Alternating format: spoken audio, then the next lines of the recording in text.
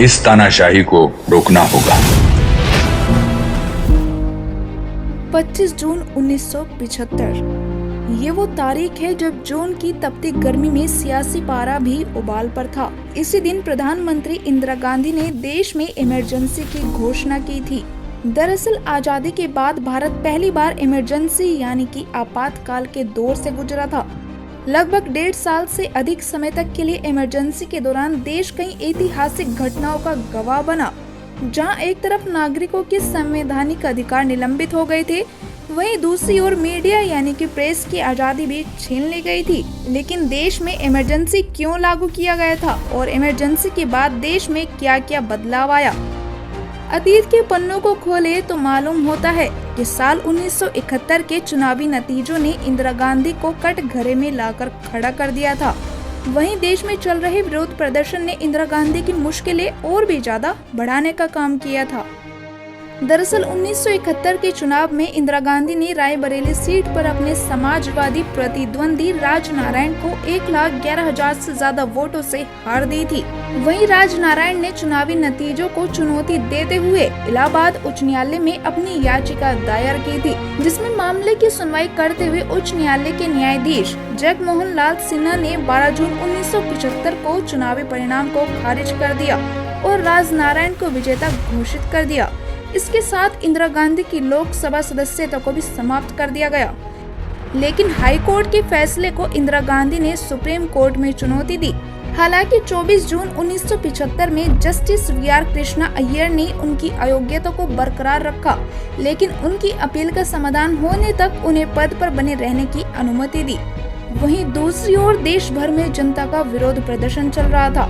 जयप्रकाश नारायण जो मौजूदा पॉलिटिक्स से दूर थे, लेकिन बदलते समय के बाद जेपी यानी कि जयप्रकाश नारायण एक बार फिर मुख्य राजनीतिक धारा से जुड़े और देश में एक नए आंदोलन की शुरुआत की और इसके साथ ही देश के अन्य प्रांतों से उठे राजधानी दिल्ली में एकत्रित हुए और रामलीला मैदान में हुंकार भरते हुए जयप्रकाश नारायण ने दिनकर की फेमस लाइन सिंहासन खाली करो कि जनता आती है का उद्घोष किया। वहीं दूसरी तरफ प्रधानमंत्री आवास में बैठी इंदिरा गांधी इन चुनौतियों से निपटने का रास्ता निहार रही थी।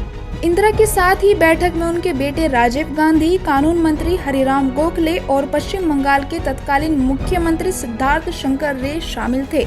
फिर इंदिरा गांधी ने फैसला लिया जिसकी भनक कैबिनेट को भी नहीं थी और ये फैसला था इमरजेंसी यानी कि आपातकाल को लागू करने का। भाइयों और बहनों, राष्ट्रपति जी ने आपातकाल की घोषणा की है।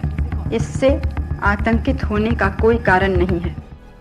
जिसके बाद इंदिरा गांधी आधी रात को ही राष्ट्रपति भवन पहुंची और इसके साथ ही भारतीय इतिहास में 25 जून 1975 की ये तारीख मोटे मोटे अक्षरों में हमेशा हमेशा के लिए दर्ज हो गई।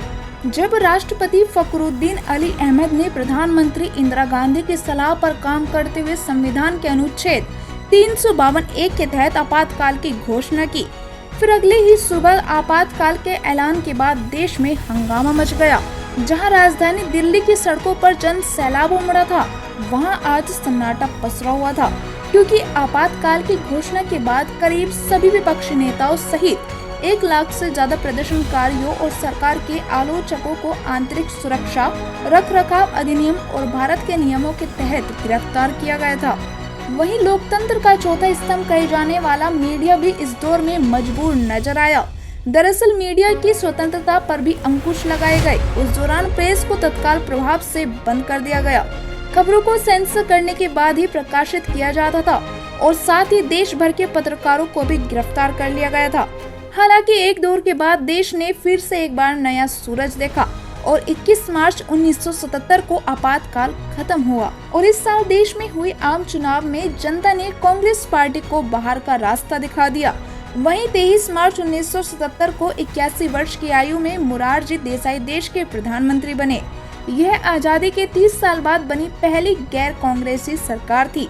आपातकाल तो खत्म हो गया, लेकिन ये कई सवाल अनकहे सवालों को पीछे छोड़ गया। वहीं इस कदम ने लोकतांत्रिक सिद्धांतों की रक्षा, नागरिक स्वतंत्रता की रक्षा और नियंत्रण एवं संतुलन की एक मजबूत प्रणाली सुनिश्चित करने के महत्व पर भी जोर दिया।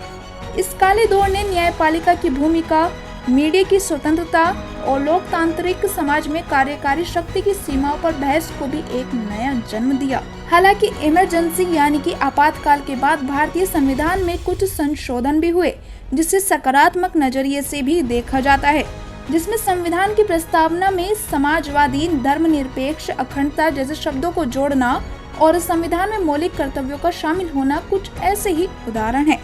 तो इसी तरह 25 जून 1975 इतिहास के पन्नों में मोटे और काले अक्षरों से हमेशा के लिए दर्ज हो गया। भारत के इतिहास की सबसे अंधेरी घड़ी आ चुकी है। सरकार राज नहीं, अहंकार राज है ये हमारी नहीं, इस देश की मौत है।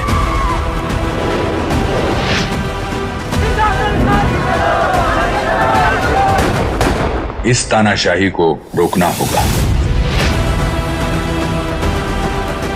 मुझे इस देश की रक्षा करने से कोई नहीं रोक सकता, क्योंकि India is Indira and Indira is India.